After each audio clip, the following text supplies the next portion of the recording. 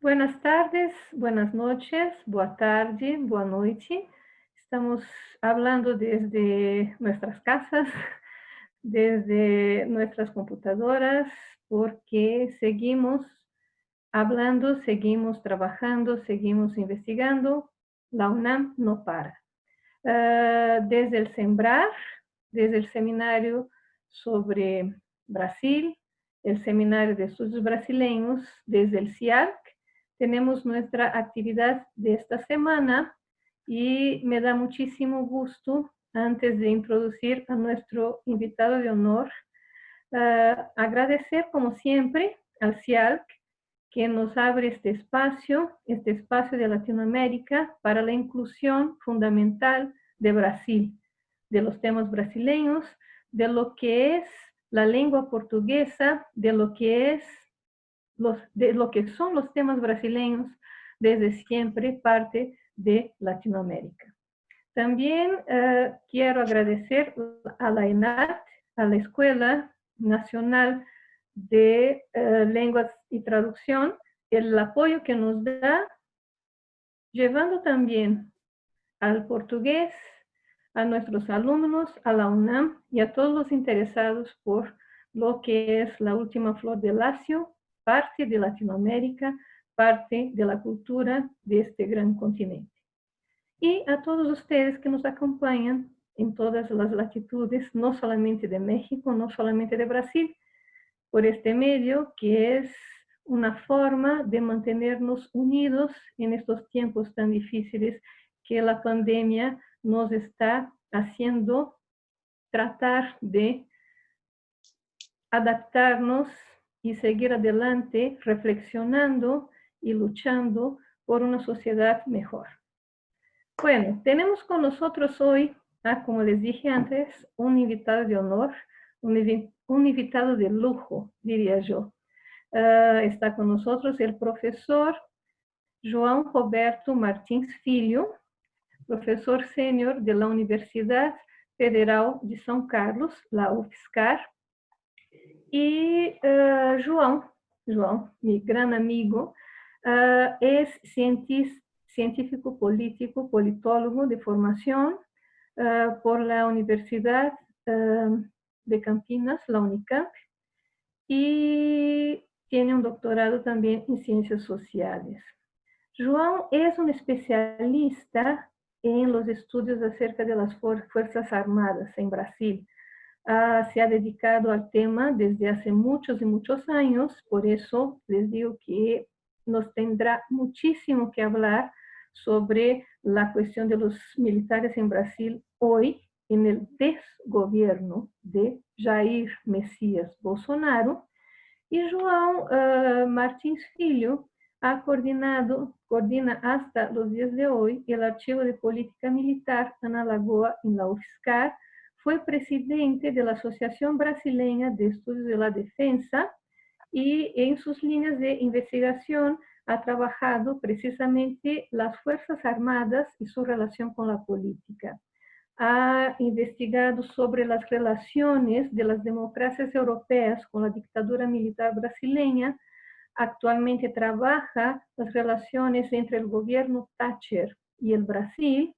Trabajó también el tema de las Fuerzas Armadas y la política en el Brasil del posguerra y las Fuerzas Armadas y la defensa de la Amazonia, algo absolutamente importante en los días que vivimos, en los cuales estamos casi perdiendo, creo yo,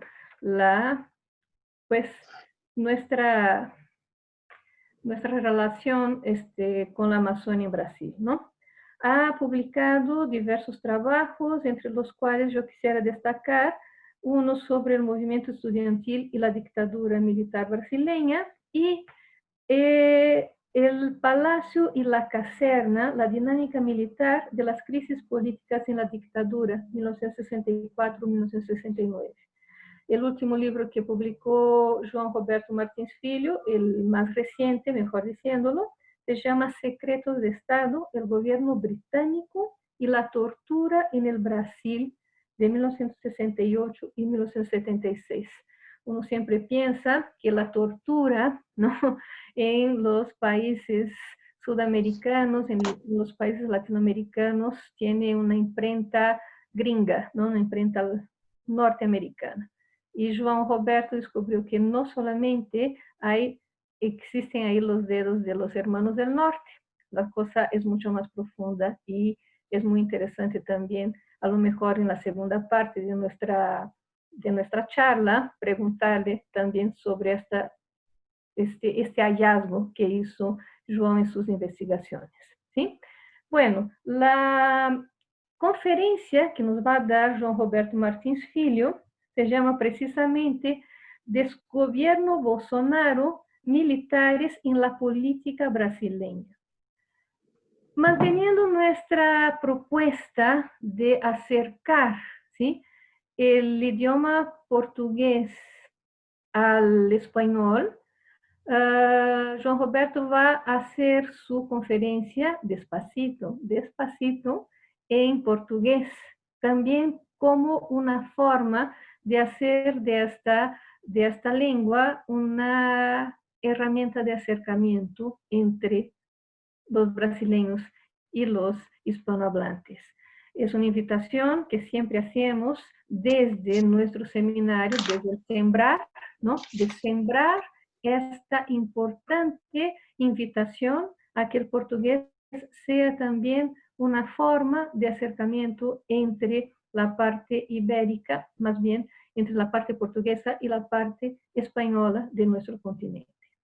Sin más, le paso la palabra a mi querido amigo João Roberto para que entonces empiece su conferencia. Muchas gracias. Gracias, Regina. Bom, eu vou falar em português, bem lentamente, e espero que vocês entendam. Eu queria agradecer a todas as instituições da UNAM envolvidas nessa transmissão e aos colegas que estão aí participando hoje e mesmo as pessoas que estão ouvindo. Eu gostaria de falar sobre alguma coisa diferente, não gostaria de fazer uma palestra sobre, uma charla sobre um desgoverno do Brasil. Mas, infelizmente, é essa situação que nós temos já há mais de 500 dias. E eu tinha me retirado, aposentado em 2016, mas fui atropelado pelos acontecimentos e, a partir do momento da eleição do Bolsonaro, eu recebi um convite para escrever um artigo pequeno. A Associação Brasileira de Ciência Política fez um convênio com um portal de notícias e me coube escrever sobre os militares e o governo. Então, a partir daí, eu comecei a juntar links, enlaces de notícias e acompanhar todos os dias o que estava acontecendo na frente militar.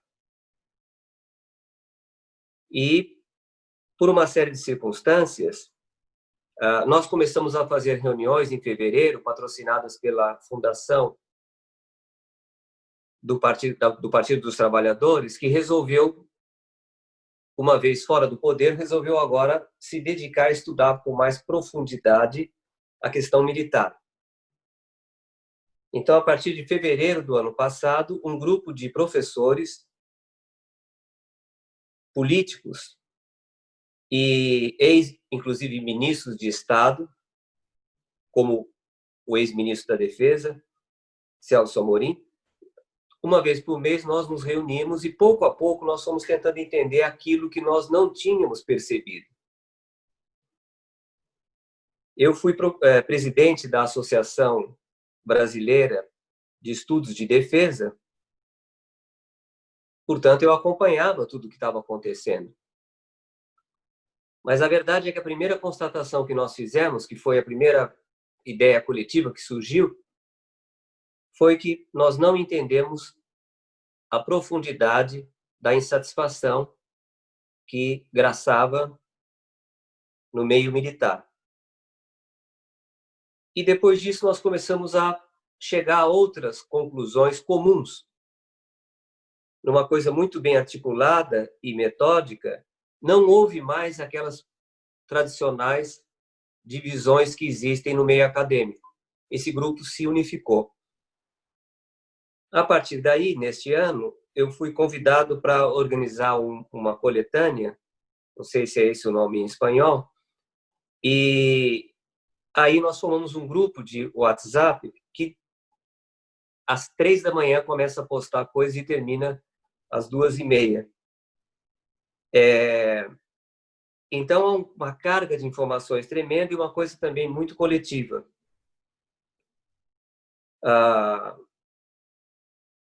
Com isso, todos os estudiosos de Forças Armadas no Brasil são solicitados hoje para falar à imprensa brasileira e aos correspondentes estrangeiros. Nas últimas 2 semanas, eu fui procurado pelo Washington Post, pela revista L'Express e pelo Le Monde, fora todos esses órgãos que existem hoje em dia no Brasil na internet. A primeira coisa que eu queria destacar é que a vitória de Bolsonaro foi absolutamente inesperada. Só alguns meses antes da vitória que nós soubemos que ele ia vencer. Eu dei um curso na Holanda sobre a crise brasileira em fevereiro e eu disse a meus alunos que não havia nenhuma chance de Bolsonaro vencer as eleições. Que ele não passaria, que ele tinha 18% e depois da campanha começada, com as imagens, com tudo que ele tinha falado, ele baixaria para 15%. Até hoje, Bolsonaro tem 33% de apoio. Até hoje, depois de 500 dias no governo. A segunda coisa que eu queria propor é que a vitória de Bolsonaro, vamos usar uma imagem do livro O Príncipe, em que ele fala que aquelas pessoas que chegaram ao poder pela fortuna e não por sua própria virtude, elas não enfrentam dificuldades até chegar ao poder, porque elas sobrevoam as dificuldades. Mas uma vez chegadas no poder, elas vão enfrentar uma realidade muito mais difícil, porque essas pessoas não estão preparadas para exercer o poder. A fortuna de Maquiavel para chegar ao maior cargo da República Brasileira, hoje mesmo saiu aqui no Brasil uma sondagem, pesquisa de opinião, em que 63% dos brasileiros consideram que o presidente não é uma pessoa inteligente, que é uma porcentagem razoável para uma pessoa que é chefe da nação. O segundo ponto, então, é perceber em que consistiu essa fortuna. Bolsonaro sempre foi a mesma pessoa e continuou a ser essa pessoa depois que chegou ao palácio. Desde sempre houve áreas insatisfeitas nas Forças Armadas, mas a gente as depreciava porque nós achávamos que eles eram militares da reserva e que os militares da ativa estavam em outra dinâmica. Parece que havia no Brasil uma corrente de reacionarismo subterrâneo que encontrou em Bolsonaro uma forma de se expressar, mas ela antecedia qualquer candidatura do Bolsonaro. E isso se deve, em grande medida, ao longo processo de destruição das instituições brasileiras, que foi orquestrado pelo Poder Judiciário, pela mídia, pelos setores conservadores brasileiros, inclusive empresários, agronegócio, no sentido de destruir a possibilidade do PT, Partido dos Trabalhadores, continuar a vencer eleições, que ele já tinha vencido 4. Essa crise tirou proveito do fato de que houve inúmeras acusações de corrupção. Um partido que fica no poder por 14 anos em qualquer lugar do mundo vai um dia enfrentar o problema das acusações de corrupção. E essa crise mais ampla, ela derreteu o polo civil do poder no Brasil. Quando nós chegamos nas eleições de 2018, os partidos estão enfraquecidos, o Congresso está enfraquecido, a esquerda está enfraquecida e nós temos um tremendo vazio institucional e de ideias, e aí é que aparece a candidatura improvável do Bolsonaro. E ele vence as eleições. Na primeira reunião que eu tive em fevereiro, lá na fundação do Partido dos Trabalhadores, que ela não é partidária, o Brasil tem, para cada partido existe uma fundação para atividades culturais, financiada pelo Estado.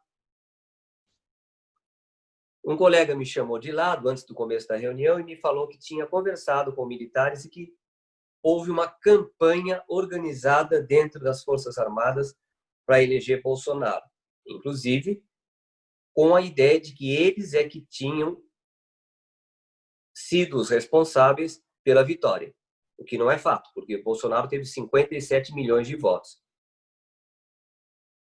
Mas a verdade, hoje em dia nós temos aí, outro dia mesmo tive acesso a um vídeo que mostra um general fazendo campanha pelo Bolsonaro nas redes. É como se fosse um rio subterrâneo que nos assustou quando nós, enfim, percebemos o tamanho do conservadorismo que existia nos meios militares.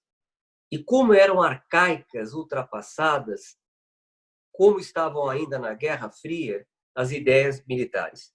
Porque eu, como presidente da Associação de Estudos de Defesa, eu tive contato com vários generais que eram pessoas que faziam cursos universitários, pós-graduação, eram pessoas que eu achava que eram bem preparadas e, às vezes, alguns até democratas. Para vocês terem uma ideia, eu conheço 2 militares hoje que são completamente contra o Bolsonaro. Só. É evidente que esse clima conservador foi alimentado pela campanha contra a corrupção, centrada como se no Brasil a corrupção tivesse começado com o Partido dos Trabalhadores e fosse terminar com o afastamento do Partido dos Trabalhadores. Mas havia também outras coisas. Esse conservadorismo militar, perguntaram outro dia ao ex-comandante do Exército, que nós considerávamos um moderado, qual era o principal problema do Brasil de hoje, e ele respondeu: o politicamente correto. Quer dizer, não era a desigualdade social, não era a destruição da floresta amazônica, não era a criminalidade, não era a violência no trânsito, era o politicamente correto. Essa obsessão com essa coisa do politicamente correto se expressou quando Bolsonaro tomou posse e esse general, que por sinal tem uma doença degenerativa, ele, ao passar o comando do Exército para o seu sucessor, ele diz que saudava Bolsonaro pela possibilidade que ele trazia de acabar com o politicamente correto e a oportunidade que ele trazia de acabar com o pensamento único. E ele disse, segundo Walter Whitman, o jornalista e pensador americano, quando todos pensam igual, ninguém mais está pensando. Isso para ele era o Brasil. Essa situação também foi agravada no final de 2014, quando foi instalada a Comissão Nacional da Verdade. A partir daí, eu participei de um grupo que era um grupo que estudava punições da ditadura a oficiais militares. Foram mais de 5.000. Foi o setor mais expurgado, foi o setor militar, em 1964. A partir daí, até a instalação da comissão, desculpe, foi em 2010, final de 2014, a comissão divulgou o seu relatório final. O relatório final culpava todos os presidentes militares por estar no topo da cadeia de comando e pelas torturas, injustiças, execuções e desaparecimentos. Isso foi a gota d'água. Ainda assim, não houve uma rebelião militar ou uma insubordinação militar. Um general apenas, que ele é um dos patronos da situação atual, que é o general Etchegoyen, lançou uma carta porque o pai dele e o tio dele tinham sido colocados entre os responsáveis por tortura. E ele não foi punido. Não havia mais clima para punir um general que se manifestasse assim. Nessa altura também, alguns generais que hoje estão no Palácio do Planalto, não estão nem em ministérios, mas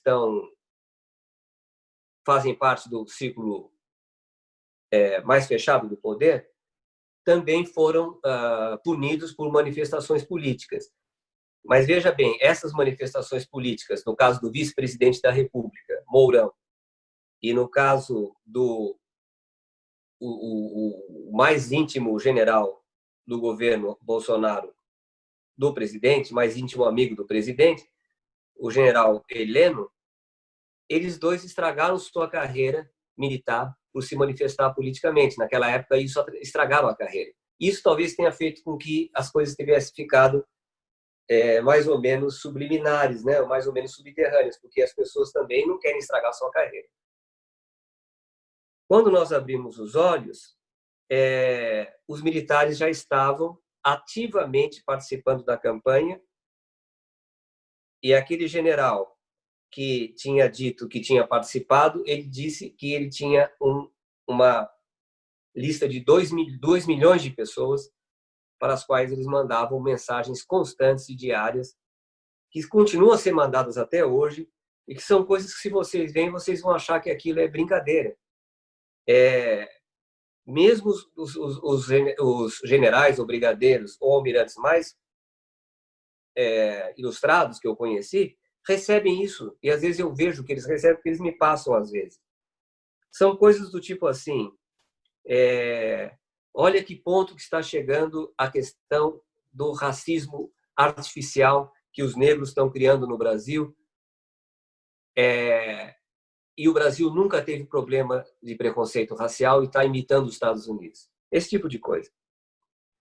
Bom, uma vez eleitos, os militares já se sabia que eles teriam um papel importante no governo, porque eles foram nomeados, né, logo depois da eleição e antes da posse. Aí, eu então comecei a escrever um artigo para aquele grupo que eu falei do Partido dos Trabalhadores, para a revista que eles iam lançar, que seria uma revista especial sobre Forças Armadas. E ao fazer a pesquisa em maio e junho, 5 meses, 6 meses de governo, imediatamente eu percebi uma coisa que eu não estava procurando. Em vez de encontrar só militares no governo, eu encontrei uma forte ala civil do governo, que a imprensa brasileira chama de ala ideológica, mas eu não acho que esse é o melhor termo, porque a ala ideológica, os militares também são ideológicos, como nós falamos até agora. E eu percebi que esse regime não era um regime em que os militares tranquilamente mandavam. Por quê? Porque, apesar de eles serem um dos esteios, um dos alicerces do poder, eles tinham que enfrentar uma ala muito ativa que era formada pelo próprio presidente, por seus filhos, por amigos dos filhos e por pessoas deslocadas que começaram a ocupar vários ministérios, mas eram civis. Eu volto depois para essa questão do caráter do regime. O fato é que coisas inacreditáveis começaram a acontecer. Aquele general que ficava em cadeira de rodas, que tinha sido comandante do Exército e que tinha orquestrado o apoio das Forças Armadas à candidatura Bolsonaro, quando ficou evidente que ela que tinha mais chance de ganhar, Ele foi xingado de palavrões que eu não posso nem repetir aqui por um filósofo brasileiro que mora nos Estados Unidos e que é o mentor intelectual dessa gente. De repente, eles começaram, ou o Bolsonaro começou a fazer medidas que pareciam que eram de fortalecimento das Forças Armadas, mas eram medidas que expunham as Forças Armadas, quando ele ordenou que houvesse grandes comemorações no aniversário do golpe militar, e isso teve repercussão mundial. Sempre os militares gostaram de comemorar. A presidente Dilma Rousseff proibiu essas manifestações. A Dilma governou de 2011 até 2016, quando ela foi afastada. Mas os militares não esperavam que o mundo inteiro ficasse sabendo que eles estavam comemorando a ditadura. Eles não queriam.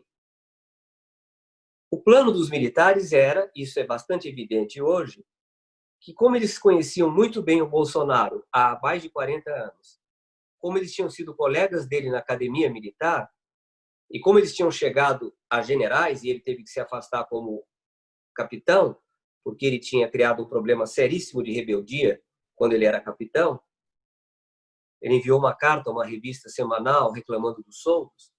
Ele não chegou a ser expulso das Forças Armadas, mas ele não tinha outra saída senão deixar as Forças Armadas, e ele entrou na política, onde ele ficou 27 anos.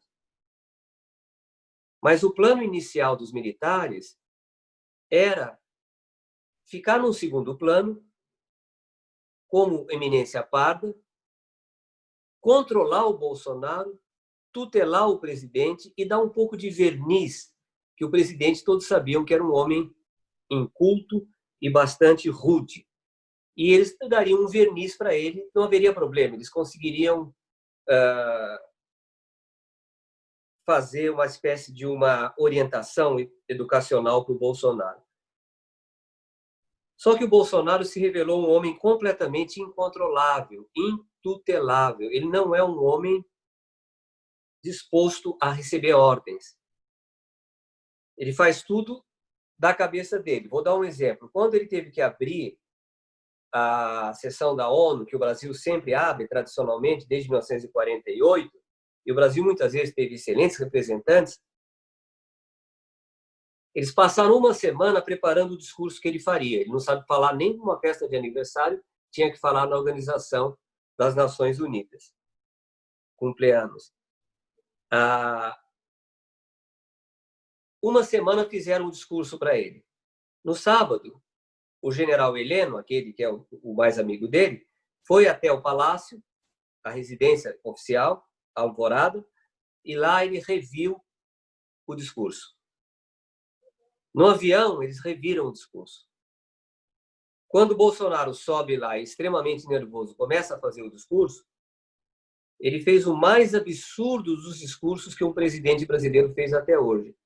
E ninguém sabia o que ele ia falar, porque ele se reuniu com os filhos e mudou completamente o discurso. Se vocês quiserem ver o discurso dele, é inacreditável. Um general que era o secretário de governo e que tinha se formado junto com Bolsonaro e era muito próximo dele, começou a ficar cada vez mais preocupado com os rumos que as coisas estavam tomando e desafiou o Bolsonaro, confrontou o Bolsonaro. Foi demitido.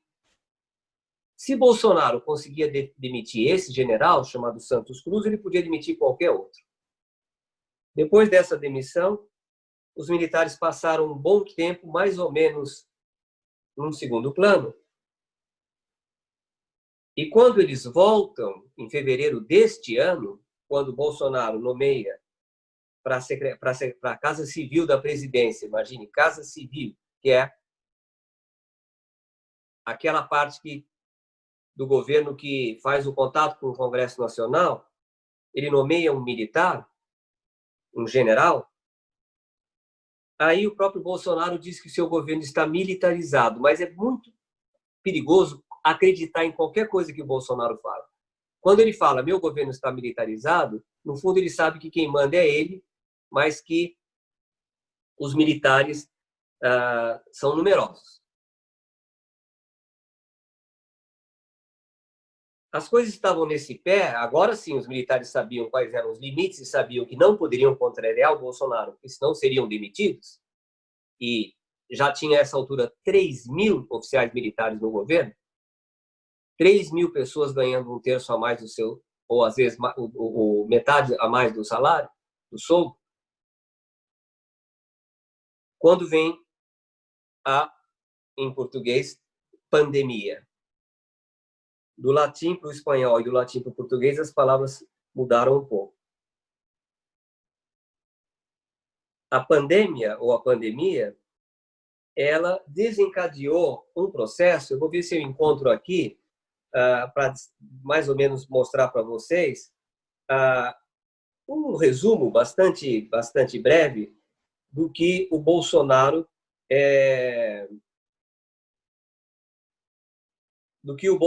fez depois da pandemia. Bom, o presidente negou a importância, o presidente passou a dizer que aquilo era uma gripecita e ele passou a perder apoio, porque nem bem começou a crise sanitária, começaram a aparecer panelaços de setores que tinham votado nele e que nos surpreenderam na esquerda. Nós não sabíamos que isso ia acontecer. Aqui no meu bairro, que é um bairro residencial, todas as pessoas tinham votado sempre no partido centro-direita. Votaram emergencialmente no Bolsonaro porque ele era a maior chance de afastar o Partido dos Trabalhadores. No entanto, o Bolsonaro cada vez mais se revela uma pessoa totalmente despreparada, e o mais impressionante disso tudo é que, conforme vai caindo a popularidade dele e conforme o Brasil começa a aparecer como um pária internacional, porque nem o Trump administrou a questão da pandemia como ele fez aqui no Brasil, os militares não se afastam do Bolsonaro. Não há um único caso de um militar que tenha se afastado do governo. Bom, já volto um pouco ao que ele fez durante a pandemia. Além disso, Bolsonaro escolhe como inimigo, agora, já que a esquerda e os movimentos sociais estão isolados em casa, sem sair de casa, não havia manifestações públicas, a direita civil bolsonarista, que nós vamos chamar depois de fascista, essa direita ela começa a fazer manifestações todos os domingos, mesmo com as recomendações de não haver manifestações públicas. E o Bolsonaro começa a ir a essas manifestações. Ele foi de carro, ele foi a cavalo, ele foi de helicóptero, ele foi de todas as formas possíveis, só não foi de fragata porque Brasília fica a 1.000 quilômetros do litoral. E a levar uma dessas manifestações, que era contra o Supremo Tribunal Federal e o Congresso, foi na frente do quartel-general do Exército. E uma das vezes o Bolsonaro estava no Palácio com o ministro da Defesa e ele convidou o ministro da Defesa, vamos dar uma volta de helicóptero? O ministro da Defesa subiu no helicóptero, Bolsonaro sobrevoou a manifestação, que agora era na frente do Palácio Presidencial, e de lá ele começou a acenar aos manifestantes lá embaixo, sendo ovacionado, com o ministro da Defesa do lado dele. A porta do helicóptero aberta, Bolsonaro e o ministro da Defesa. Vamos lá, então. Aqui nós não estamos falando sobre a pandemia, estamos falando sobre as coisas que Bolsonaro fez e não perdeu o apoio dos militares. Os militares estão tão grudados no Bolsonaro quanto o Bolsonaro precisa dos militares. Sem os militares, o governo Bolsonaro acabaria. E poderia acabar num banho de sangue, numa grande crise, talvez até em violência.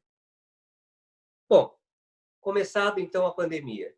Desde o início, Bolsonaro não aceitou que a fortuna tinha mudado, como todos os governantes do mundo tiveram que aceitar. Muitos pediram desculpas. por ter demorado a perceber. Em nenhum momento, Bolsonaro mostrou aquilo que Maquiavel chama de virtude, que é a capacidade de ser um líder. Sob o signo da morte, ele se apresentou como um mercador de drogas miraculosas, nunca mostrou empatia com as pessoas infectadas, ele escarneceu da dor das famílias que perdiam entes queridos. Num clima de medo, ele aproveitou para incitar os seus seguidores, e nessa altura ele incitava contra o Supremo Tribunal, a Suprema Corte Brasileira, desceu à praça, inclusive não ouvindo um conselho de Maquiavel, que quando você chega ao poder você tem que mudar, você não é mais um agitador, xingou, esbravejou numa reunião de ministério cuja gravação foi tornada pública pela Justiça Brasileira, dizia uma coisa no domingo para negar essa coisa na segunda-feira, demitiu ministros, fez seus generais acusarem os tribunais brasileiros, levou os generais, sempre dispostos a defendê-lo, a ocasiões indignas de um verdadeiro presidente,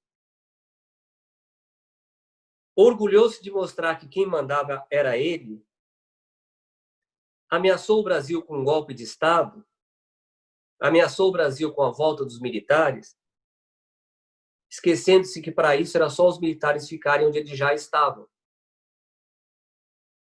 Escondeu os números da pandemia e chegou ao ponto de mandar os seus asseclas invadirem hospitais para filmar que havia em alguns deles leitos vazios. E houve dois ou três casos de invasão de hospitais onde as pessoas foram filmadas sendo tratadas, tomando banho, etc. e tal. Isso fez com que Francis Fukuyama escrevesse um artigo na revista, se não me engano, Foreign Affairs, onde ele disse que Jair Bolsonaro do Brasil foi de todos os presidentes o pior. Se vocês acrescem a isso a destruição da floresta amazônica, a briga que Bolsonaro teve com o presidente da França, com a chanceler alemã, com o primeiro-ministro da Noruega, com o candidato a presidente eleito presidente na Argentina.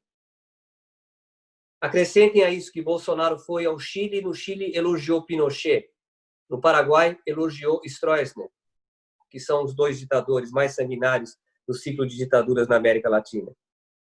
Brigou com a Greta Thunberg dias antes dela receber o título de personalidade do ano da revista Time. Tudo isso não tirou os militares do apoio de Bolsonaro. O que provoca tanto apoio? Há, hoje em dia, 2 ou 3 generais com muito cuidado falando contra certos exageros do governo Bolsonaro. Mas, para vocês terem uma ideia do ponto que chegou o conservadorismo militar no Brasil, existe hoje quase unanimidade entre os militares de que o inimigo da democracia no Brasil é o Supremo Tribunal Federal. E, para terminar, eu ainda tenho um tempinho, mas para terminar, o regime que o Brasil vive hoje não é um regime militar. O regime militar não tem um líder civil do tipo do Bolsonaro, em primeiro lugar. Esse é um regime personalista, onde existe um chefe e que não pode dispor do apoio dos militares, mas não depende só dos militares. Bolsonaro tem o apoio de igrejas neoevangélicas, Bolsonaro tem apoio dos empresários agrários, Bolsonaro tem apoio dos empresários industriais, embora, com tudo que ele fez, o Brasil possa estar numa situação em que vai enfrentar um bloqueio de investimentos no Brasil, como já foi divulgado essa semana, com um conjunto de fundos internacionais de investimento que agrupa 4 trilhões de dólares. O Brasil também não é uma ditadura, porque o Brasil tem o Supremo Tribunal Federal funcionando, enfrentando o presidente, esse mesmo tribunal que colocou Lula na prisão e impediu Lula de ser candidato a presidente, e porque o Congresso Nacional funciona, não existe qualquer tipo de perseguição a deputados. O que existe, sim, é um Congresso muito pouco disposto a enfrentar diretamente o Bolsonaro. Desde que começou a crise sanitária, Bolsonaro se enfraqueceu muito, mas ele continua com inacreditáveis 32% de apoio. Essa é a situação que nós estamos hoje. Nunca ele esteve tão fraco, mas com 32% de apoio, praticamente é impossível pensar no impedimento do presidente.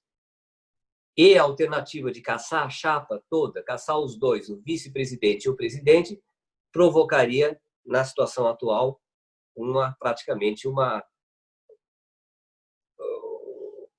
guerra civil. Porque aí também os militares não teriam nem a chance de continuar e haveria novas eleições. Há um consenso hoje que isso não vai acontecer.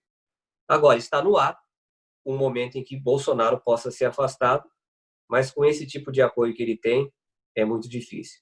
Eu terminaria dizendo o seguinte: hoje em dia, nós temos pleno conhecimento do que os militares pensavam e nós não tínhamos entendido bem. Agora nós sabemos que arsenal de absurdos que compõe o pensamento militar brasileiro hoje.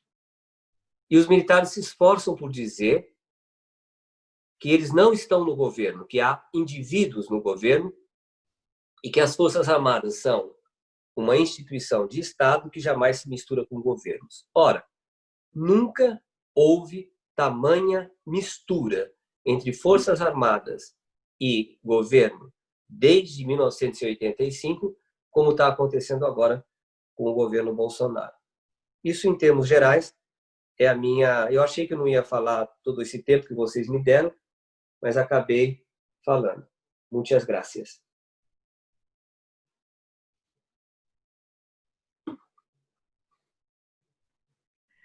Muchas gracias, João, por tu conferencia. Creo que abre una serie de vetas para preguntas, porque es palpitante para nosotros tratar de entender más, ¿no?, lo que lleva a esa situación tan problemática que se vive en Brasil y que se puede esparcir por todo el continente latinoamericano también. No es nada más Brasil donde se está viviendo este clima de conflicto, de inestabilidad y principalmente de odio, como lo que estamos asistiendo desde lejos, pero con el corazón allá, ¿no? Para comentar entonces los puntos de lo que trabajaste en tu presentación, yo voy a pasar la palabra a Georgette Cury, que es maestra en estudios latinoamericanos por la UNAM y doctorante en el mismo programa. Es miembro también del SEMBRAR, ¿no?, del Seminario de Estudios Brasileños, aquí en el CIARC con nosotras, y es docente de la Facultad de Filosofía y Letras, también en la carrera de Estudios Latinoamericanos. Georgette ha hecho estudios de Geografía Crítica y Ciencias Sociales en la Universidad de São Paulo, entonces sí conoce también a Brasil, ¿no?, en términos existenciales y de experiencia propia, ha caminado por las calles, ha visto cómo las cosas suceden por allá, ¿no? Y estudió también geopolítica en el Instituto de Estudios Sociales y Políticos de la Universidad Estatal de Rio de Janeiro, en la UERJ. Ya hizo 2 instancias de investigación en Brasil, en la Federal de Rio de Janeiro y también en ha hecho una estancia en la UBA, en la Universidad de Buenos Aires.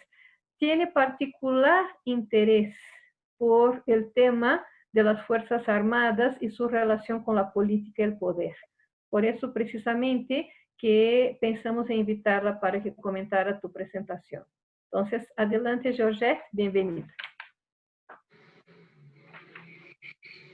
Buenas tardes, Regina, Joao, a todo el mundo que nos está escuchando. Muchas gracias por la presentación. Qué interesante conversación nos acabas de compartir, Joao. Muchísimas gracias. En primer lugar, me gustaría hacer una breve contextualización, ¿no? Para justamente, como decía Regina, pensar este problema de la militarización del gobierno Bolsonaro en perspectiva latinoamericana, ¿no? Es decir, la oleada que estamos viviendo en América Latina durante el último lustro, ¿no? Más o menos hablando en términos de un tiempo reciente, tiene que ver con una apuesta por la restauración conservadora en el continente, ¿no? Después de una oleada de gobiernos progresistas, sobre todo en los países del cono sur, de la parte sur de América Latina, y bueno, evidentemente dentro de esta parte sur, y bueno, en general en América Latina, Brasil es el gran gigante, ¿no? La gran economía, y en ese sentido también ha fungido en algunas coyunturas políticas particulares como líder, ¿no? Como líder regional. Entonces esa es como una primera cuestión que tenemos que tener en cuenta, ¿no? Y sobre todo avisorando, ¿no? O siendo cuidadosos en nuestros análisis y reflexiones sobre el peligro de que esta oleada derechista de restauración conservadora se expanda, ¿no? En el continente, en el resto de nuestros países. Y bueno, yendo ya como de lleno a las cuestiones que Joao nos contaba, él empezaba hablando de que la victoria de Bolsonaro fue una victoria inesperada, ¿no? Para la sociedad civil brasileña. Yo creo que en general, para América Latina, ¿no? Para las sociedades latinoamericanas, después de los gobiernos del PT, ¿no? Después de todas las conquistas sociales que se lograron, ¿no? Con sus, obviamente con las críticas que podamos tener, con las limitaciones que tuvieron en sí mismas, pero sí que fue una victoria inesperada, ¿no? Antes, durante tu conversación, yo pensaba si no había sido también una victoria inesperada para las mismas Fuerzas Armadas, ¿no? Esta duda se esclareció con el paso de lo que nos narraste, ¿no? Porque, bueno, tal vez al principio las Fuerzas Armadas brasileñas no tenían contemplado a Bolsonaro como realmente su apuesta política, ¿no? Pero con el paso del tiempo, de la campaña política, de los acontecimientos nacionales e internacionales, entiendo que se fue perfilando como el candidato que las Fuerzas Armadas, digamos como conjunto, ¿no? Apoyarían, ¿no? Sin embargo, también es importante pensar que las Fuerzas Armadas, ni en Brasil ni en cualquier otra parte del mundo, son homogéneas, ¿no? Son monolíticas. Que también las Fuerzas Armadas son una institución que al ser parte de la sociedad tiene pugnas internas, ¿no? Pugnas entre sectores sociales, entre intereses particulares de clase, ¿no? Entonces, en este sentido, me parece muy importante ir avanzando hacia una primer cuestión, ¿no? Una cuestión que tú mismo, Joao, nos decías, ¿no? Las Fuerzas Armadas, más bien el gobierno de Bolsonaro, no se sustentaría sin este apoyo de las Fuerzas Armadas, ¿no?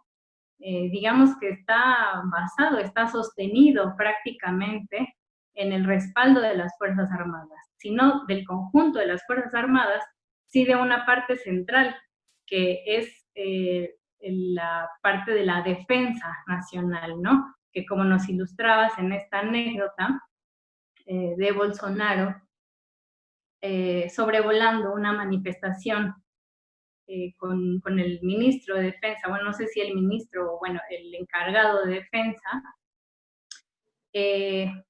pues, digamos, en términos simbólicos es muy fuerte, es muy importante pensar esa cuestión, ¿no? O sea, como una demostración de poder y de apoyo de que las Fuerzas Armadas, en su parte medular, lo apoyan, ¿no? Y tal vez por esto él se atreva a reaccionar o a actuar de la manera en que lo hace, ¿no? O sea, no solo públicamente a escala nacional, sino internacional. Estas cuestiones que nos comentabas de los elogios que ha hecho a dictadores latinoamericanos, ¿no? Por ejemplo, de ir a Paraguay y elogiar a Stroessner, o ir a Chile y elogiar a Pinochet, digamos, más allá de lo que él pueda pensar, cualquier presidente que está asumiendo el cargo sabe que es una cuestión delicada, incluso en términos diplomáticos, ¿no? Entonces, toda esta cuestión inesperada de Bolsonaro para las mismas Fuerzas Armadas, ¿no? Esta cuestión de que pues, prácticamente no pensaba en las Fuerzas Armadas, tal vez que Bolsonaro iba a ser este personaje incontrolable, ¿no? Este personaje no preparado para un cargo del tamaño de la jefatura del Poder Ejecutivo, pues plantea otro tipo de problemas, ¿no? Seguramente dentro de las Fuerzas Armadas plantea otro tipo de problemas, pero también socialmente plantea problemas importantes, ¿no? Hay un porcentaje, nos hablabas también de que a lo largo del gobierno de Bolsonaro, sobre todo a partir de esta coyuntura política de la pandemia, bueno, coyuntura mundial, pero que políticamente tiene implicaciones serias, Bolsonaro ha perdido apoyo, ¿no? Ha ido perdiendo apoyo. Sin embargo, hoy todavía existe un 23% de la población brasileña que lo está apoyando, ¿no? Y que lo está apoyando, digamos, fervientemente, ¿no? Nos comentabas de que los domingos están teniendo lugar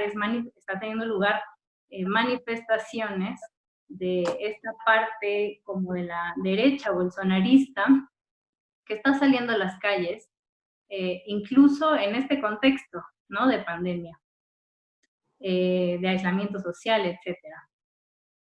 Y a raíz de esto me gustaría traer a la mesa la cuestión que hace unas semanas surgió en Brasil, ¿no? Que fue esto un movimiento que se llama Somos el 70%, ¿no? Y este movimiento justamente es un llamado que surge dentro de la misma sociedad civil brasileña, en el sentido, con la intención de contrarrestar ese 30%, o bueno, ese 23%, que es la minoría de la población, pero que es poderosa, ¿no? Es una parte muy poderosa de la población, porque como nos acabas de narrar, Joao, son las Fuerzas Armadas, son los empresarios agrarios, los empresarios industriales, sectores evangelistas, ¿no? Seguramente también sectores de los medios monopólicos de comunicación. Entonces, es un 30% muy poderoso, ¿no? Frente al cual la sociedad brasileña comienza a posicionarse, ¿no? Con este movimiento, que, bueno, en realidad fue un hashtag en las redes sociales, llamando a este 70% de la población a, bueno, por lo menos conjuntarse, ¿no? Saberse juntos en contra del actual gobierno o desgobierno de Jair Bolsonaro. Y bueno, una cuestión que me parece, otra cuestión que me parece muy importante de reflexionar es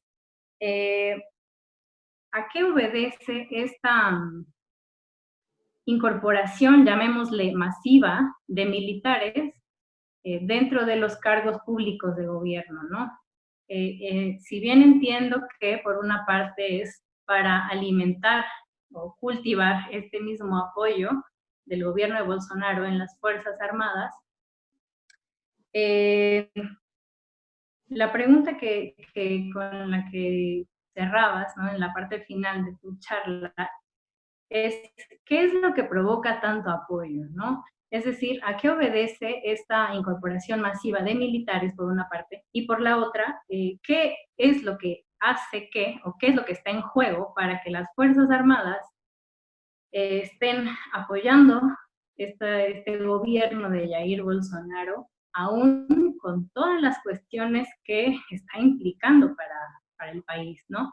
Para el país, para el mundo, ¿no? Y bueno, para cerrar, me gustaría solamente decir que este comentario que nos compartía sobre algún, algún militar, no sé si un general brasileño, diciendo que en realidad el racismo del que están hablando en Brasil ahora es un racismo artificial, es un racismo creado por imitación a Estados Unidos, porque en Brasil normalmente no existe ese problema del racismo, ¿no?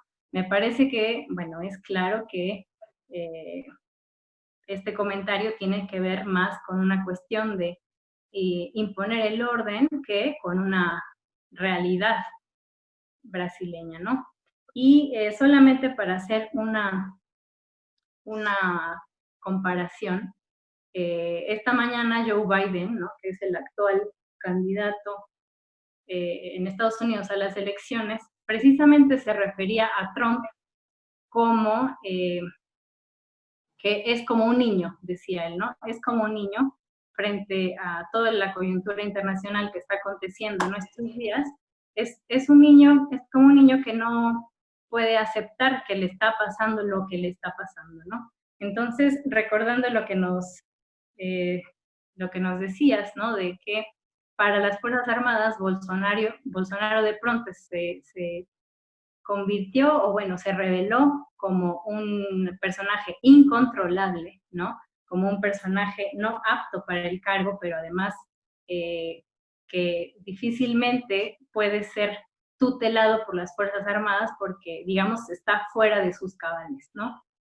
Solo para hacer este juego, ¿no? Un poco como pensando, más que imitación al contexto que está viviendo hoy en la sociedad estadounidense, pues sí creo que tenemos que ir un poco más allá y pensar qué tanto es una tendencia, ¿no? ¿Por qué hay estas similitudes en estos tipos de gobiernos o regímenes personalistas en Estados Unidos y en Brasil? ¿Y por qué precisamente una de sus expresiones va en contra de una parte de la población, que en el caso de Brasil es mayoritaria, que es la afrodescendiente, ¿no? Hasta aquí dejaría yo mis comentarios. Gracias.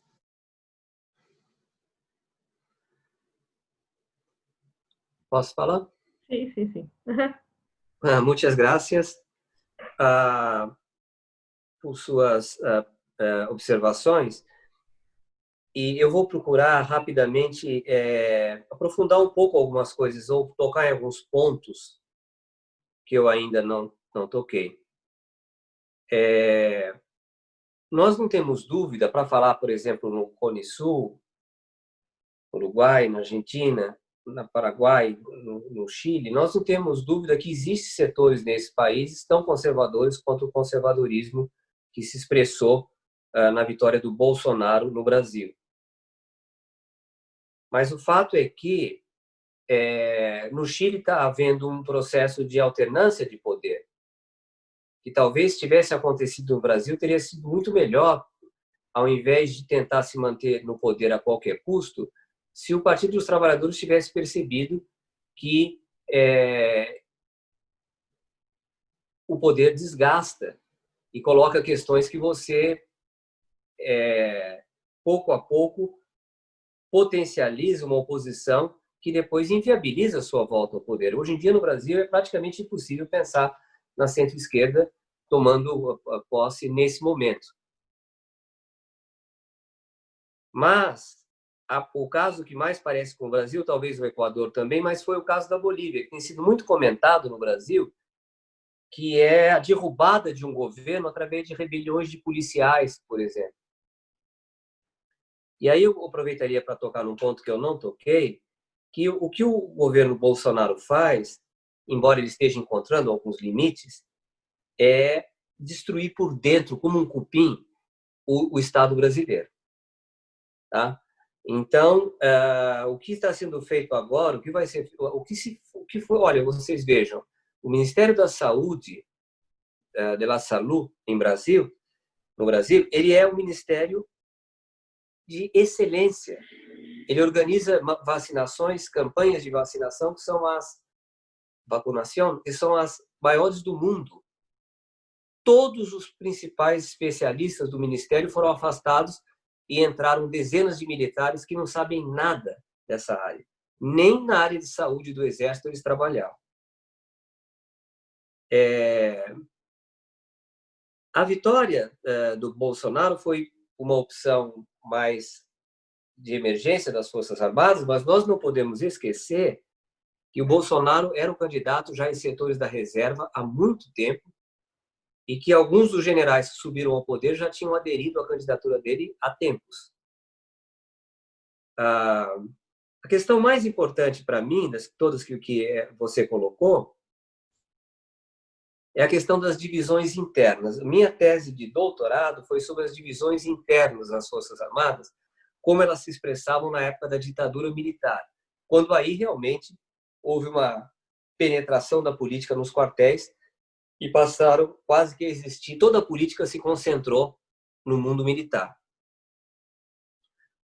Do mesmo modo que nós criamos um pensamento comum entre os especialistas de que nós não tínhamos entendido o que estava acontecendo, e depois que Bolsonaro era incontrolável, hoje em dia nós temos uma ideia que parece estranha, mas nós não vemos divisões nas Forças Armadas. Por que será? O que une as Forças Armadas desse jeito? Vejam, por exemplo, eu achava que, em grande medida, o apoio das Forças Armadas ao Bolsonaro foi uma espécie de contaminação das Forças Armadas pelas posições das classes médias brasileiras. Mas as classes médias brasileiras já se afastaram do governo Bolsonaro, em grande medida.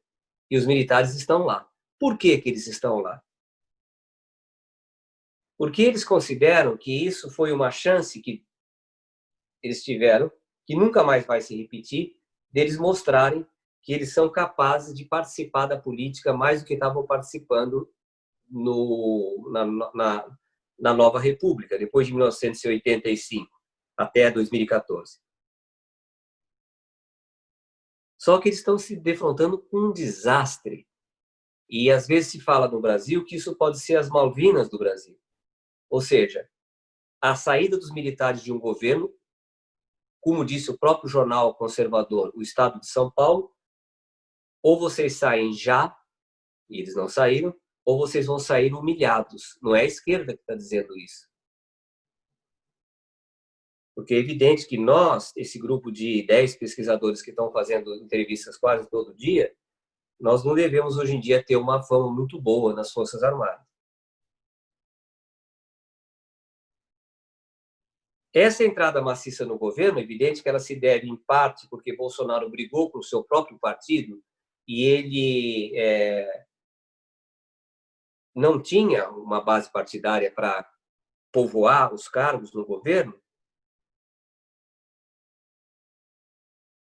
Mas, com isso, ele brigou com o Congresso, ficou sem partido e agora está procurando o que se chama centro no Brasil, ou centrão, que é o grupo de deputados que vai para qualquer governo que estiver no poder e vende os seus votos. E são 170 votos num Congresso de 530 deputados. Acontece que 3.000 oficiais militares no governo é um número, em relação ao total de oficiais na ativa e na reserva, não é muito. Mas é impossível que os militares entendam de tudo em todos os ministérios e façam isso melhor do que os civis e possam dispensar os especialistas civis.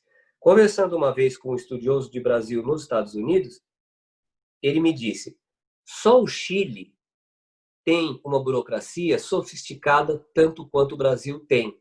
Isso para os brasileiros poderia parecer uma coisa estranha, mas a burocracia civil brasileira é altamente preparada. O Ministério da Defesa, o Ministério da Saúde, o Ministério do Trabalho, o Ministério da Justiça, o Ministério das Relações Exteriores, que hoje em dia está completamente corroído. E com relação à defesa, você perguntou se ele é um ministro. Ele é um ministro, é um general. O Ministério da Defesa foi criado há 20 anos para colocar o controle civil sobre os militares. Foi mais ou menos bem sucedido. Eu tenho um debate na segunda-feira com o ex-ministro da Defesa, o Celso Amorim, que é um grande amigo nosso. E depois que a Dilma foi afastada, puseram um general para chefiar as forças, o Ministério da Defesa. E agora é o segundo general. Até isso nós perdemos. O Ministério da Defesa foi criado para civis. É um absurdo, inclusive, um general mandar em almirantes e brigadeiros. Volta a questão das divisões. A Marinha e a Força Aérea apoiam o governo tanto quanto o Exército? Infelizmente, sim. Embora a que está mais afastada seja a Força Aérea, e ele fez umas coisas muito erradas com a Força Aérea. Várias coisas. Bolsonaro, se você pegar e reler O Príncipe, quando o Maquiavel, não sei, Maquiavel fala-se Maquiavel também em espanhol ou o nome é outro? Porque em inglês é Machiavelli, né? Maquiavel fala que as maldades não podem ser evitadas no poder. Mas você não deve exagerar nas maldades, você deve fazer as maldades cirurgicamente e dedicar todo o seu tempo, depois disso, a bondades. O Bolsonaro ignorou completamente esse conselho, porque ele faz maldades cotidianamente. Nos últimos 3 dias, ele parou de fazer maldades, o que o brasileiro é muito bem-humorado, e se espalhou pelas redes a ideia de que remédio ele tinha tomado. E quanto tempo ele vai conseguir se manter assim, tão civilizado? O apoio, então, como é que se explica esse apoio?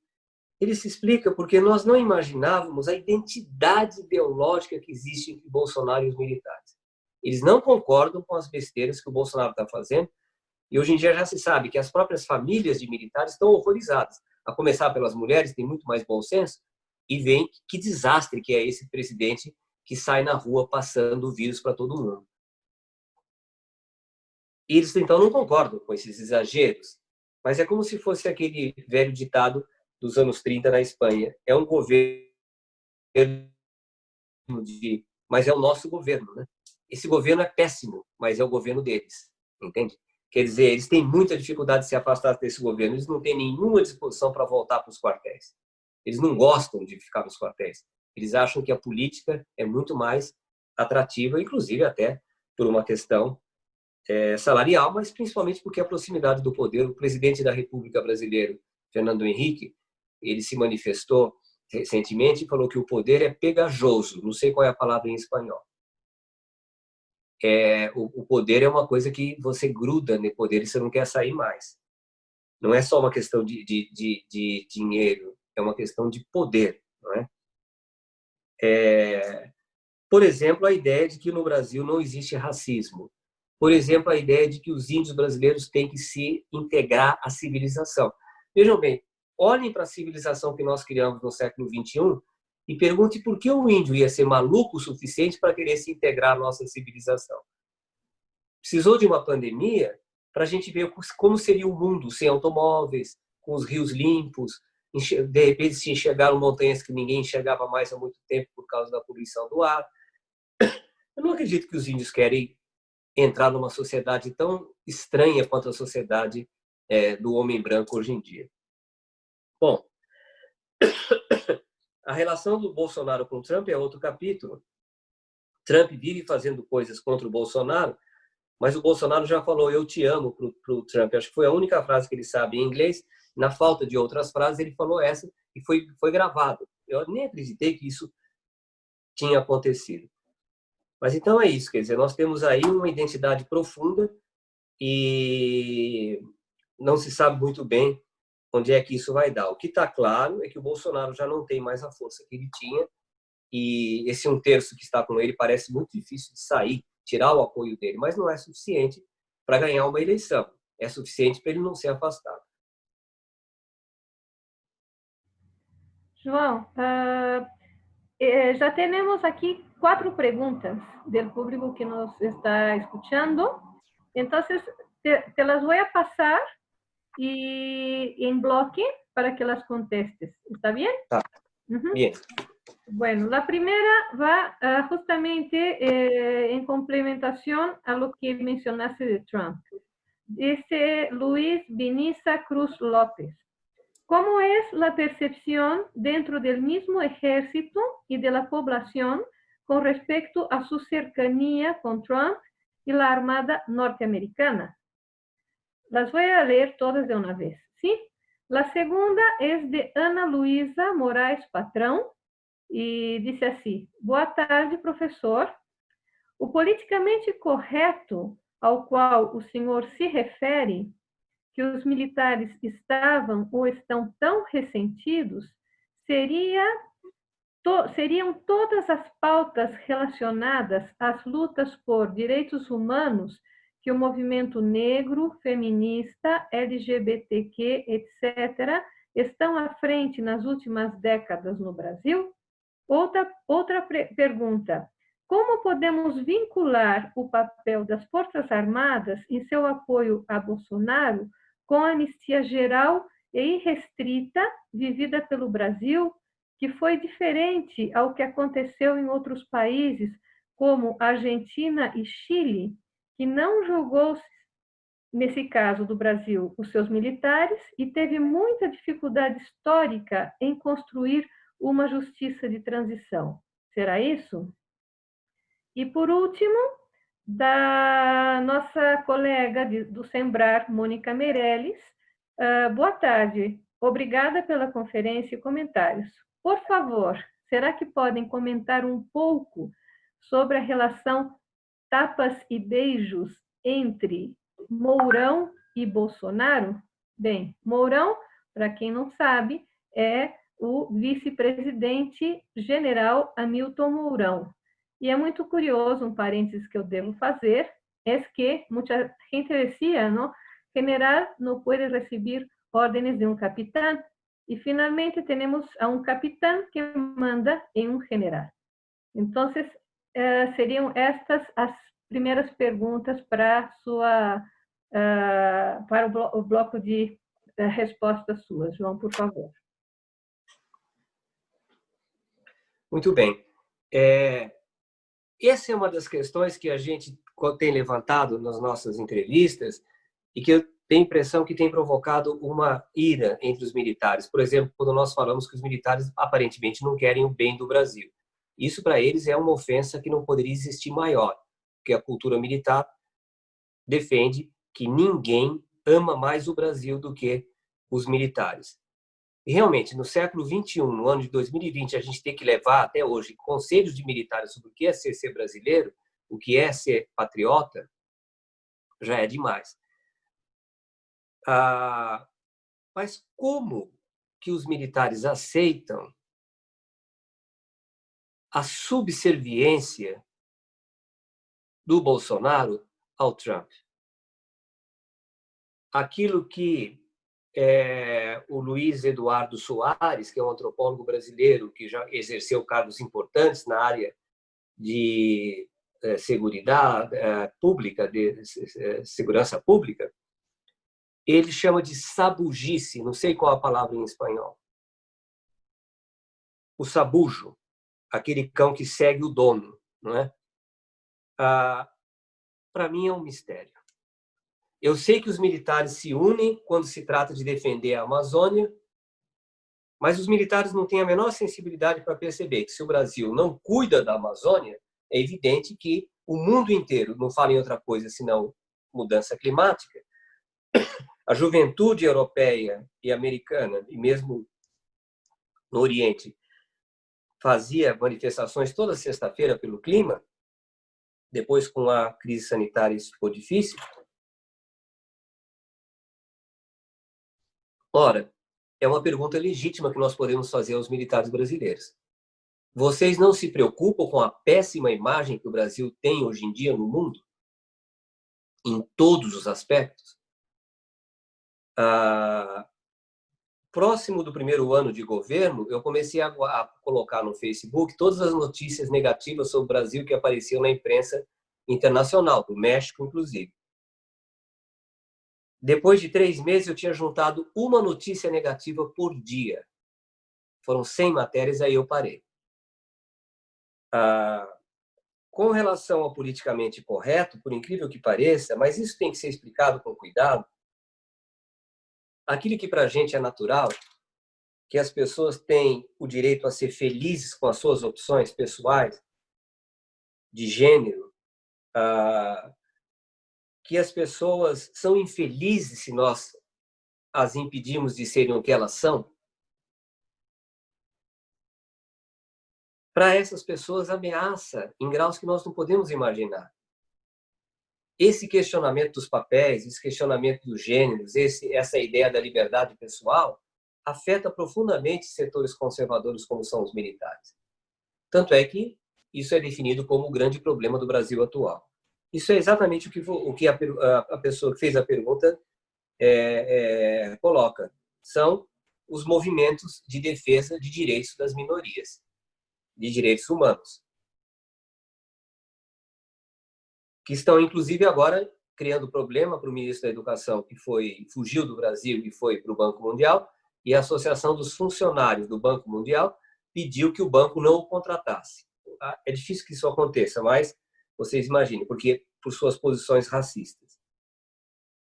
O Brasil realmente só pôde ter militares tão preservados, tão apegados à ditadura militar, tão preocupados com uma coisa que não existe mais, que é o comunismo, porque a transição brasileira foi uma transição controlada pelos militares e que, embora não tenha sido exatamente o que eles queriam, ela teve que engolir uma anistia que perdoava também os militares que torturaram, desapareceram com pessoas e executaram pessoas. Eu acho que, apesar da Comissão Nacional da Verdade ter se desenrolado num clima que ela não esperava que fosse acontecer, em plena crise política, e assumido um caráter que ela não imaginava, de agravamento da crise, mas vocês vejam uma coisa importante. Quando o governo Bolsonaro elogiou as Forças Armadas, porque elogiou o golpe militar, porque o Bolsonaro fez questão no primeiro dia de brigar com a imprensa brasileira inteira que o teria apoiado de bom grado, com a mídia. Quando ele fez aquele elogio, toda a imprensa chamou o movimento de 64 de golpe militar pela primeira vez, e a imprensa procurou a verdade sobre o regime no relatório final da Comissão Nacional da Verdade. A gente que achava que aquilo não tinha servido, não tinha tido nenhum efeito, não. Essa é a verdade do Estado brasileiro sobre o que aconteceu no pós-64. Toda a imprensa, quando quis dizer que a ditadura tinha acontecido, que o movimento tinha sido um golpe, que tinha havido tortura, que tinha havido desaparecimentos políticos, se referiu ao relatório. Então, só por isso, a Comissão Nacional da Verdade foi um grande feito. A transição brasileira foi uma transição incompleta. A justiça de transição não foi efetuada, e isso provocou essa arrogância que os militares têm hoje em dia e a disfarçatez com que eles defendem o regime militar. A relação do Mourão. Isso é uma coisa interessante, nós estamos organizando uma coletânea e hoje um colega mandou um artigo sobre a genealogia dos militares no poder. Ao contrário do que nós imaginamos, muitos deles não são membros da classe média, são de elites locais. O Mourão, se você for ver a família dele no Amazonas, ele é um homem descendente da elite local, não é de classe média. Inclusive, um dos antepassados foi reitor da Universidade do Amazonas. Mas tem outras coisas, são pessoas que estavam no topo da sociedade, não era uma classe média. O Mourão, ele se sentiu prazer no início em mostrar que ele era muito mais bem preparado do que o Bolsonaro. Não precisa de muito, porque o Mourão ele é um lobo em pele de cordeiro. Ele foi o primeiro a se insurgir contra os governos da centro-esquerda, prejudicando, inclusive, a carreira militar dele. O Mourão acho que sempre vai dormir achando que um dia ele pode ser presidente da República. E pode. Mas ele passou para uma coisa mais discreta, porque o ataque a ele foi tão grande pelos filhos do Bolsonaro e pelo grupo que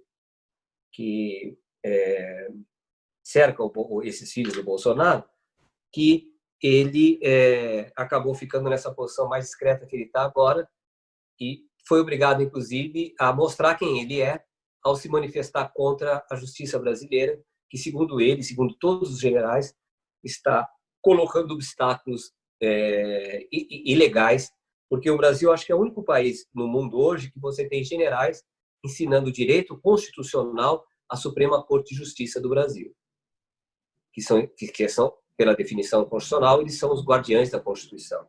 Passaram a vida inteira estudando direito constitucional.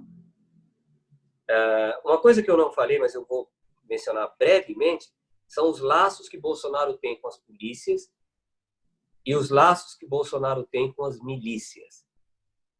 Tanto é que essa última fase de Bolsonaro, de repente ele ficou quieto e começou a se comportar como se fosse uma pessoa adulta, tem a ver com o fato de que a polícia chegou agora bem perto dos filhos dele e prendeu um ex-assessor do filho dele, que hoje é senador, Flávio, que quando deputado no Rio de Janeiro costumava fazer uma coisa que é muito comum, pelo menos no Brasil, que era, você pode contratar tanta gente como parlamentar que não tem o que fazer para aquele mundo de gente. Então você contrata as pessoas para elas te devolverem parte do pagamento que elas recebem pelo trabalho. Então, elas dividem o pagamento e devolvem para o deputado, que fica assim com muito dinheiro para os seus gastos, pagar a escola da criança, ir no restaurante, viajar para Miami, que por sinal é o lugar que eles mais gostam de viajar. Mas basicamente é isso, quer dizer, eu acho que eu toquei nessas questões a mais. Hoje em dia existe um debate grande sobre se as polícias militares podem fazer uma aventura violenta a favor do Bolsonaro, impedir a queda dele, até se revoltar contra o exército. É impressionante, porque a Universidade Brasileira ela tem uma capacidade muito grande de analisar esses temas. E tem muita gente, não tem tanta gente, mas tem um grupo razoável de pessoas capazes de debater o papel das polícias militares. Eu tenho acompanhado esse debate. Parte acha que as polícias militares podem criar problemas sérios e parte acha que não, que os governadores são capazes de manter essas polícias dentro da lei, da hierarquia e da disciplina.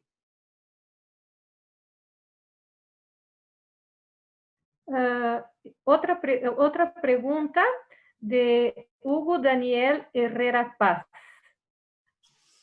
Doutor, você acredita que a investigação e o interrogatório de Jair Bolsonaro, desencadeados pelas queixas de Sérgio Moro sobre a determinação de que Bolsonaro tentou interferir ilegalmente na Polícia Federal, são apropriados e autorizados pelo Supremo Tribunal Federal?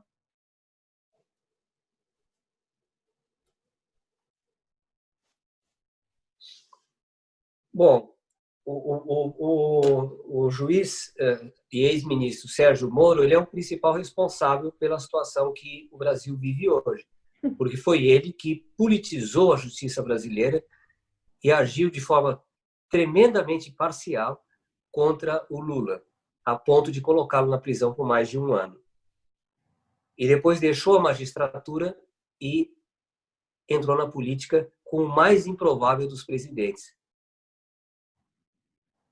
Como chegou uma altura que Bolsonaro estava realmente fazendo o Moro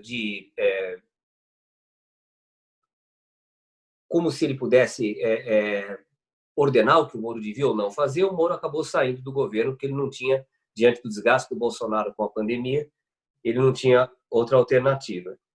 Mas eu acho que há uma diferença aí. O Supremo Tribunal Federal está agindo contra o Bolsonaro por livre iniciativa do Supremo, porque ele foi muito atacado e acuado pelo Bolsonaro. Se o Supremo não reagisse, a democracia terminaria no Brasil. Eu acho que o Supremo reagiu corporativamente, os 11 juízes, os 11, não sei quantos são no México, os 11 ministros do Supremo, e eu acho que hoje em dia o Bolsonaro já registrou o impacto e ele está tomando um pouquinho mais de cuidado, porque ele já chegou a falar em público que ele não obedeceria uma decisão judicial que ele achasse absurda, o que em qualquer país democrático do mundo não pode acontecer.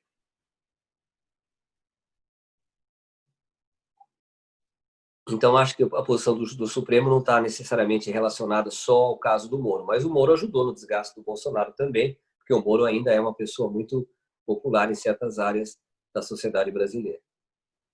É isso.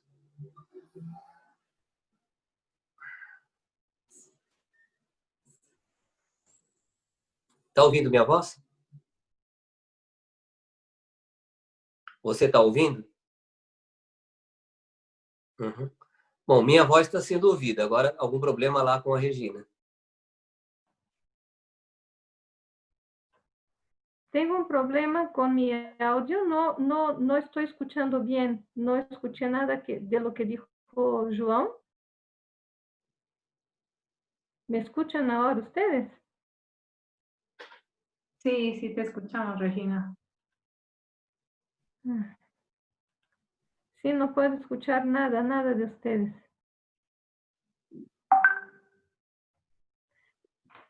No sé si quieres tú comentar algo, Georgette, mientras trato de salir y volver. Sí, bueno, escuchando estas últimas respuestas, me quedé pensando en una cuestión que quería comentar y no lo hice antes. Las Fuerzas Armadas en su conjunto, si bien no son un grupo homogéneo, ahora en el caso del gobierno de Bolsonaro, del apoyo al gobierno de Bolsonaro, sí parecen estar unidas, ¿no? Las Fuerzas Armadas. En ese sentido, quisiera saber tu opinión experta sobre si podemos hablar, en el caso brasileño, de un estado del cuarto poder, en donde las Fuerzas Armadas sean un cuarto poder del Estado, ¿no?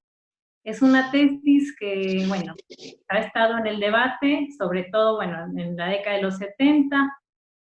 Después no se discutió tanto, sin embargo, me parece que este es un momento, a partir del golpe en 2016, es un momento para repensar esta cuestión del estado del cuarto poder en Brasil como una posibilidad de análisis de lo que pasa en Brasil.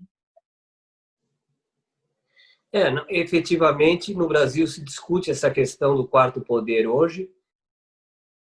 Os militares incentivaram a interpretação da Constituição, o artigo 142 da Constituição, que daria um certo poder moderador aos militares. Mas esse poder moderador não está inscrito na Constituição. Como disse o presidente da Ordem dos Advogados, da Associação Nacional dos Advogados Brasileiros, as Forças Armadas não são um poder, só existe 3 poderes: o Congresso, o Judiciário e o Poder Executivo. Mas o modo de governar do Bolsonaro é criar incerteza, confusão e crise permanente. Eu sei que tenho analisado o que os generais falam, mesmo aqueles generais que procuram se colocar como mais neutros, há um amplo apoio no meio militar à ideia de que o Supremo Tribunal Federal está criando obstáculos políticos ao Bolsonaro. Mas o próprio Supremo reagiu a isso e disse que essa interpretação é absurda. E os militares recorreram a 2 juristas que falaram que as Forças Armadas podem desempenhar esse papel de quarto poder. Mas, em seguida, sai na imprensa brasileira um manifesto com 700 juristas, dizendo que isso é um absurdo. Então, vejam, Por incrível que pareça, a democracia brasileira não morreu. Ela é capaz ainda de reagir com algumas instituições. Eu sei que alguns colegas meus acham que esse mantra de que a democracia não morreu poderia ser abandonado. Mas o Bolsonaro, a irritação dele com os outros poderes mostra que ele tem que enfrentar instituições. Nós não estamos numa ditadura. Nós estamos numa democracia altamente fragilizada e sob risco. Mas o papel que o Supremo tem cumprido hoje, muito mais do que o Congresso, e a sociedade civil tem também cumprido, o Brasil é um país que você conhece, muito complexo, muito difícil de se entender. O Brasil não é bolsonarista. O Brasil votou no Bolsonaro numa determinada eleição e hoje em dia é um país suficientemente problemático para ter um terço dos eleitores que ainda apoiam o Bolsonaro. Mas o fato é que ele tem encontrado grande oposição à forma de governo que ele tem proposto.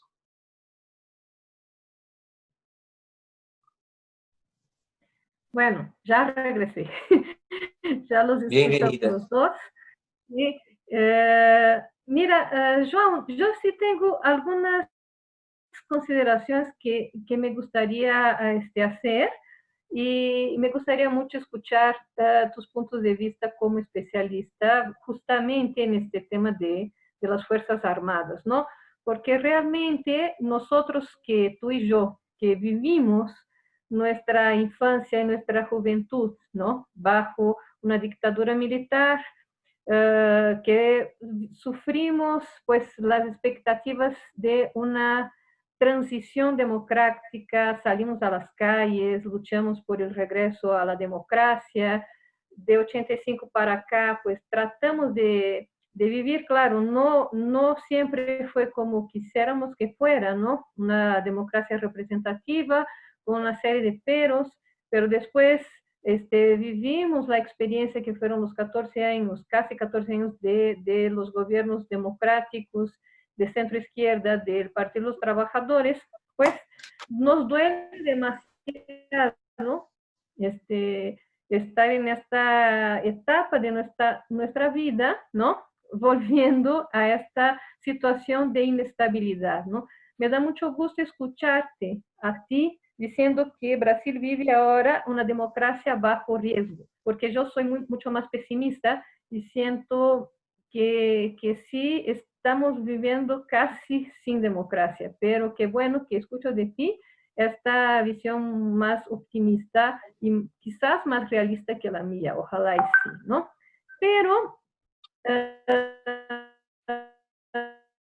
me llama la atención los militares están detrás de un gobierno, como dices tú, personalista, que depende de los militares, que sin su apoyo pues se deshace y a lo mejor va rumbo a una guerra civil, ¿no?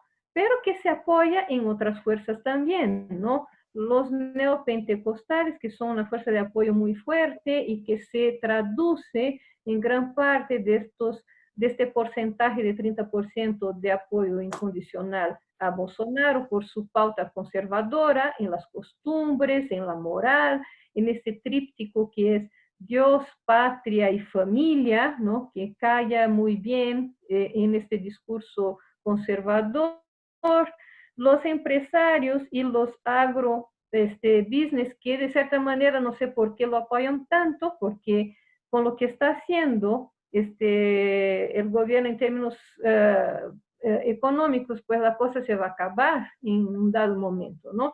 Por supuesto, detrás de todo está quien realmente lucra con eso, que es el mercado financiero, que es mucho más que el sector netamente empresarial, ¿no?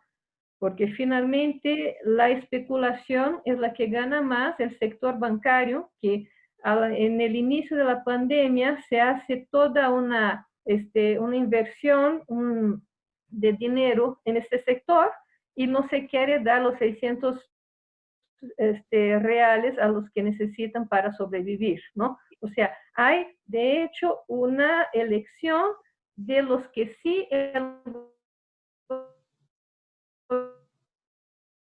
gobierno quiere apoyar, porque, y por eso de hecho no cae, creo, ¿no? Pero bueno, después de todo ese preámbulo, me llama mucho la atención por qué los militares simplemente no arquitectan algún tipo de alternativa, ¿sí?, que se sobreponga a Bolsonaro. Está bien que este señor es un adulto que no es adulto, en cierto sentido, que no se puede controlar, pero no creo que sea tan sencillo para que tantos generales se sometan a los escándalos de escucharlo decir tantas estupideces, de estar con él en tantos momentos que son, de hecho, fuera de cualquier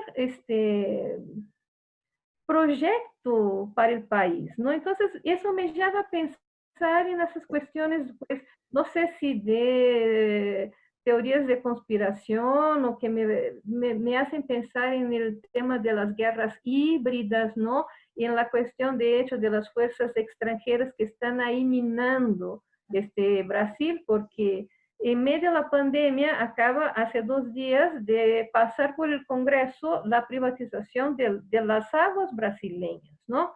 Entonces, vaya, también la cuestión de la Amazonia, bueno, sí, los militares siempre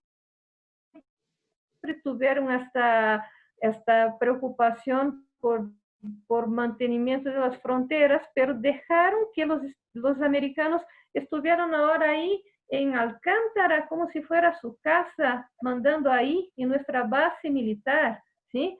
Quitando ahí incluso las poblaciones que viven ahí, los quilombolas, como si nada, ¿no? El desastre de la Embraer, el tema de la industria naval y del submarino nuclear que llevó a la prisión a este general Letón, que, por favor, un científico que estuvo en la cárcel injustamente. O sea, hay toda una serie de elementos que sí nos hacen a muchos buscar entender qué pasa con el discurso nacionalista, ¿no?, de los militares que simplemente desapareció. ¿Qué pasa con cualquier proyecto para el país, cualquiera que sea? Porque cuando pensamos en la dictadura de 64, bueno, sí hubo una serie de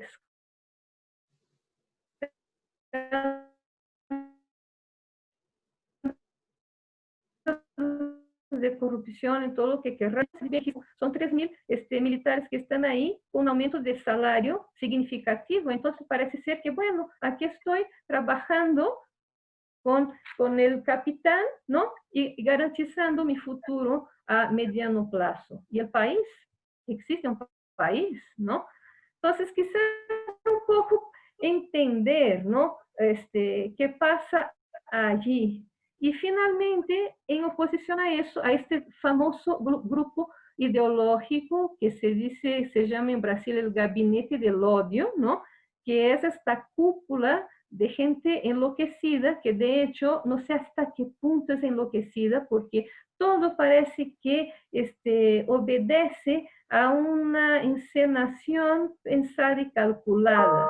Hasta la misma indicación ahora del nuevo ministro de Educación es significativa, ¿no? Es ahora un señor negro. Parece ser que hasta Bolsonaro decidió cumplir con el régimen de cuotas, poniendo a un negro ahí para callar a la boca y hacer lo políticamente correcto, ¿no? Aunque el señor diga que tiene un doctorado en la Universidad de Rosario, y ya los de Rosario dijeron que eso no es cierto. Bueno, a ver qué dices tú. Bom, mesmo no nosso grupo de pesquisadores, há alguns que há uma divergência, porque alguns acham que tudo isso é controlado pelos militares, com essa questão da guerra híbrida, que basicamente é o poder que um grupo tem de, a partir de uma doutrina militar, conseguir criar elementos de confusão no cenário político de tal modo que os militares atuam, como eles falam, como se fosse, não sei qual a palavra em espanhol, uma pinça, onde eles controlam as duas pontas da pinça.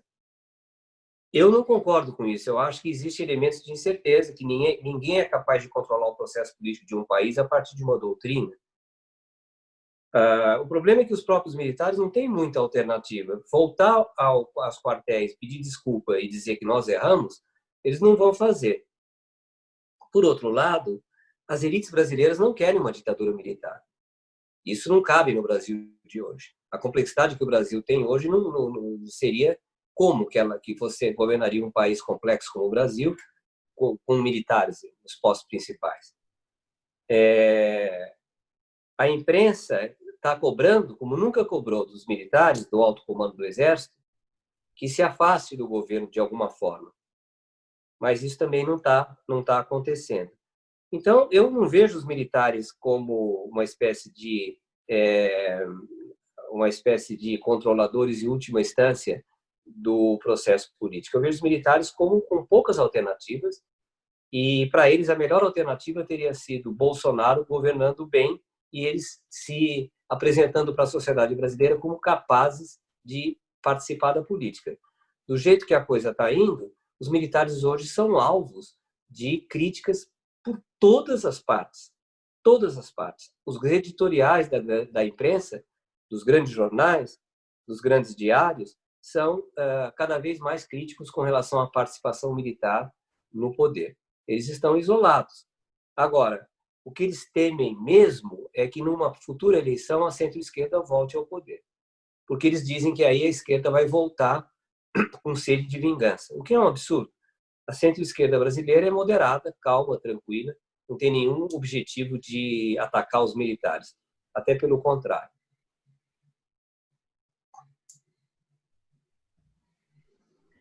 Y João, ay, perdón,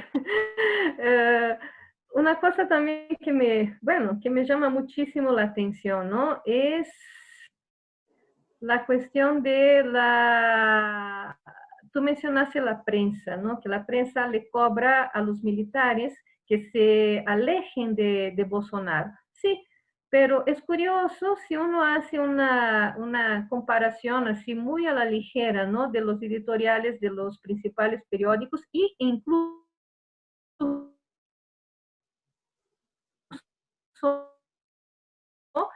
escucha lo que dice el Jornal Nacional, que es el cual una población muy ignorante en el sentido de desinformada, ¿sí? Como es la brasileña, muchas veces se informa. Es este único canal de acceso a la información y por eso es tan importante, ¿no? Para muchos, ¿sí?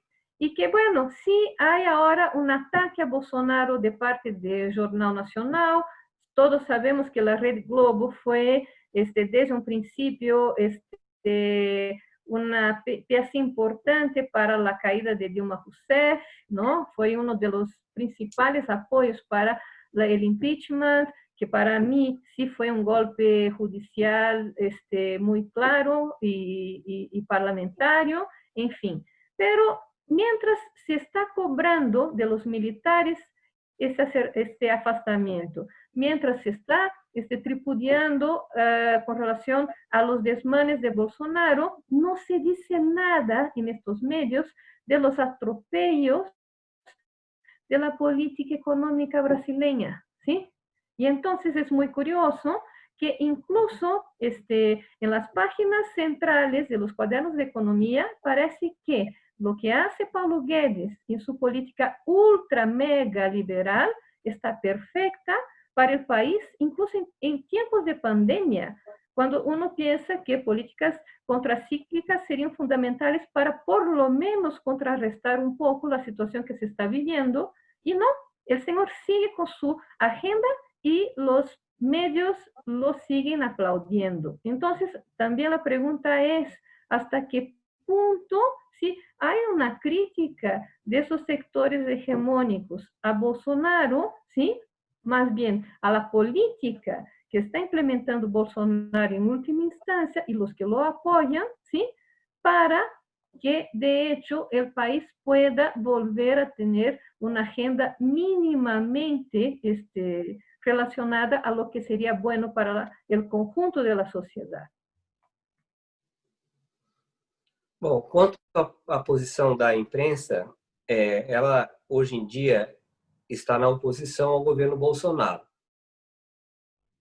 E era de se prever que o jornal Folha de São Paulo, que era o jornal que acho que permaneceria, em grande medida, já desde o início na oposição, mas hoje em dia são todos.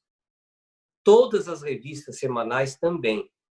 É muito interessante, porque eu vou aqui perto de casa num café, aonde o dono votou no Bolsonaro e ele, no início, punha para os clientes a revista Veja, o semanário.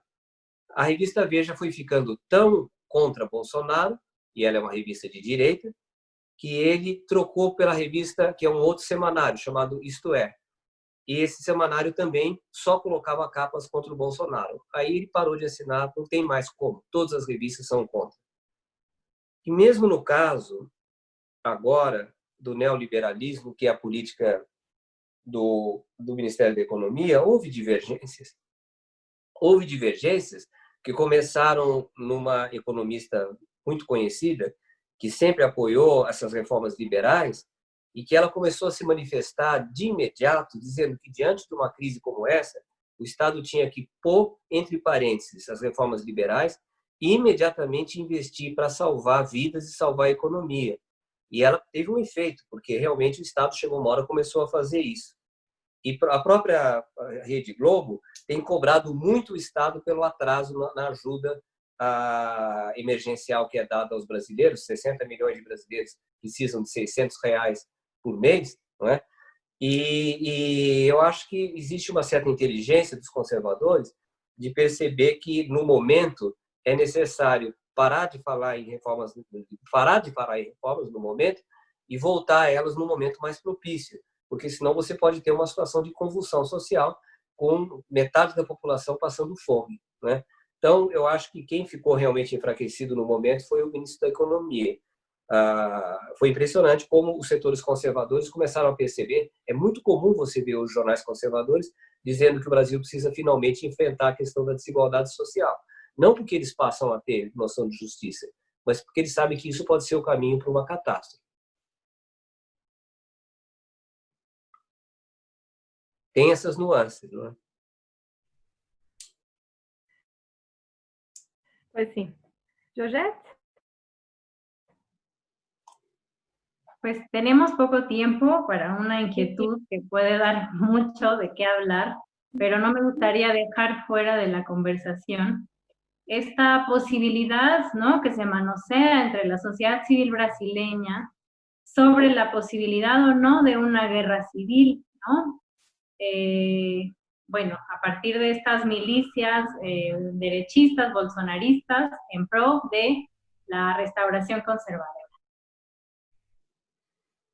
Eu acho que isso sempre teve no horizonte, mas com o Bolsonaro, hoje em dia, atacado por todos os lados, o Bolsonaro está, hoje em dia, como se fosse assim, as pessoas que podem colocar limite a ele, as instituições, se posicionaram no terreno, nas colinas, e estão prontas para atirar nele no momento mais propício. O campo de tiro foi todo ocupado. E eu acho que, hoje em dia, as pessoas que apoiassem uma revolta popular, uma revolta armada contra o Bolsonaro, poderiam realmente parar na prisão. Eu acho que hoje em dia está menos possível isso, mas antes estava bastante mais possível. Seria um caminho completamente sem saída, né? Você se revoltar e faz o que depois com o poder? Você mata todos os opositores? Então, eu acho que hoje está um pouco mais. Bolsonaro está enfraquecido nesses tempos atuais. Pode ser que ele se recupere, mas não sei como, né? Dada a falta de capacidade dele. Bem. Muy bien, gracias. Sim. Creio que já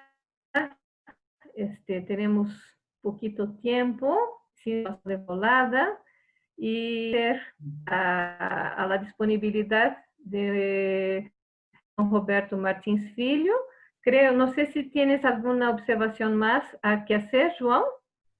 Apenas agradecer. Y a Georgette, que comentó su conferencia.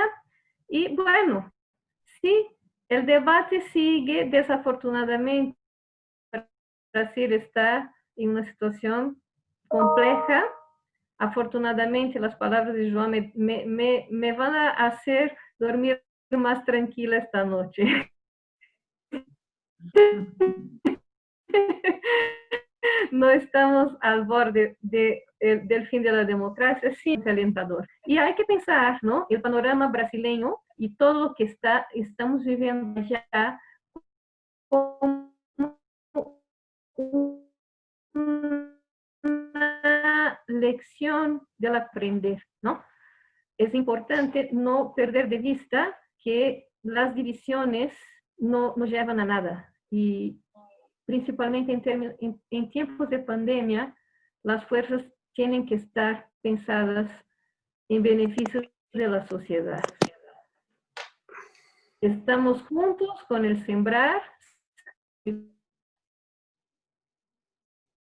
ideas, sembrando discusiones acerca de Brasil en América Latina. Muchísimas gracias a todos y todas, y seguimos adelante porque ni en tiempos de pandemia la UNAM para. Muchísimas gracias a todos.